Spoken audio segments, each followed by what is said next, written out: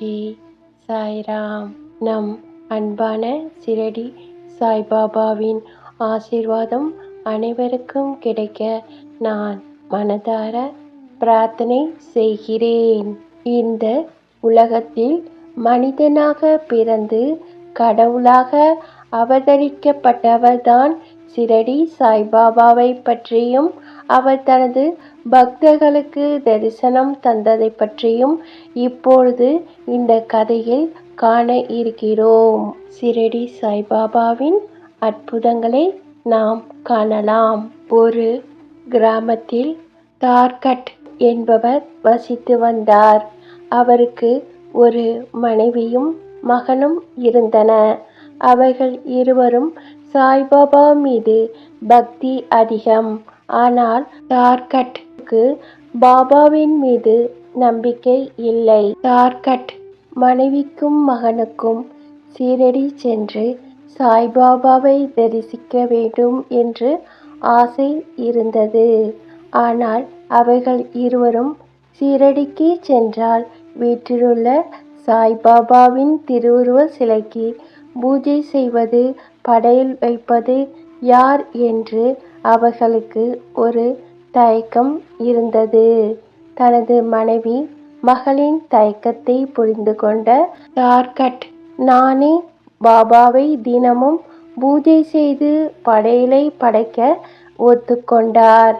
பூஜையின் பொறுப்பை தார்கட் ஏற்றுக்கொண்டதால் இருவரும் பாபாவின் தரிசனம் செய்ய சிரடிக்கு புறப்பட்டு விட்டனர். ராமு தினமும் காலையில் எழுந்தவுடன் சாய்பாபாவுக்கு தேவையான பிரசாதத்தை செய்யும்படி அவரது வேலை ஆட்களிடம் கூறுவார். அந்த பிரசாதம் காலையில் சாய்பாபாவுக்கு நெய்வேத்தியம் வைக்கப்பட்டு பூஜை செய்யப்படும். தார்கட் தன் கைகளாலே காலை நேரத்தில் சாய்பாபாவுக்கு பூஜை செய்து பிரசாதத்தை படைத்து அந்த பிரசாதத்தை தன் அலுவலகத்திற்கு மதிய உணவாக அவர் எடுத்து சென்றார். 2 நாட்கள் ராமு சாய்பாபாவுக்கு பூஜை செய்து பிரசாதத்தை படைத்து அதை தன் மதிய உணவாகவும் சாப்பிட்டார் தார்கட். ஆனால் தார்கட் தன் 3வது நாள் சாய்பாபாவுக்கு பூஜை செய்யவும் பிரசாதம் செய்யவும் தனது வேலையாட்களிடம் சொல்லவில்லை. காலையில் எழுந்து எப்போதும் போல் அலுவலகம் சென்று விட்டார். மதியம் வீட்டுக்கு வந்தபோதுதான் அவருக்கு தெரிந்தது, நாம் சாய்பாபாவுக்கு பூஜை செய்து பிரசாதம் செய்யவில்லையே என்று மிகவும் வருத்தப்பட்டார். தன் மனைவி மகனுக்கு கொடுத்த வாக்கை காப்பாற்ற முடியவில்லையே என்று எண்ணி அவர் இந்த சம்பவத்தை சிரடியில் உள்ள மனைவிக்கும் மகனுக்கும் தெரியப்படுத்த கடிதம் எழுதினார். அந்த காலகட்டத்தில் ஒருவரை உடனடியாக தொடர்பு கொள்ள தொலைபேசி வசதி கூட இல்லை என்பது குறிப்பிடத்தக்கது.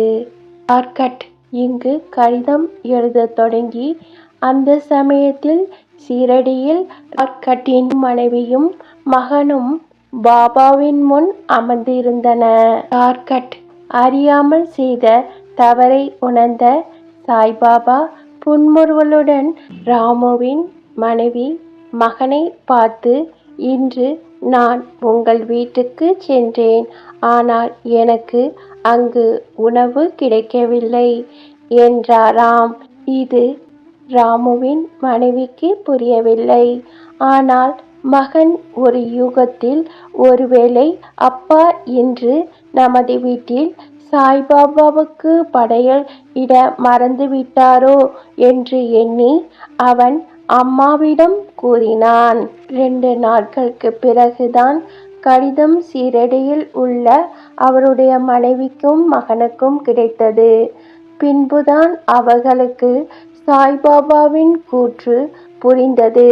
தன் மனைவி மகனுக்கு கொடுத்த வாக்கை காப்பாற்ற முடியவில்லையே என்று எண்ணி தன் செய்த தவறை உடனடியாக தெரியப்படுத்த முயன்ற தார்கட் உணர்வும் உண்மையான பக்திதான்.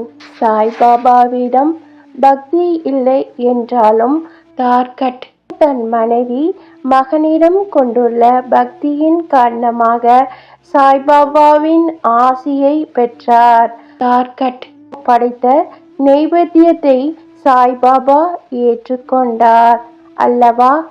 பாசமோ பக்தியோ கடவுளிடம் இருந்தாலும் சரி, அல்லது மனைவி, மகன், மகள், நண்பர்கள், உற்றார் உறவினர்களிடம் சரி, அது உண்மையாக தான் இருக்க வேண்டும். தார்கட்டின் மனைவியும் மகனும் சாய்பாபா காட்டிய பக்தியும் சரி, தார்கட் தனது மனைவி மகனிடம் காட்டிய நேர்மையும் சரி, இரண்டும் ஒன்றுதான். இந்த பதிவை பார்த்த அனைவருக்கும் நன்றி, வணக்கம். அனைவரும் நம்புங்கள், உங்களுக்கு நல்லதே நடக்கும். ஜெய் சாய்ராம். அல்லாஹ் மாலிக்.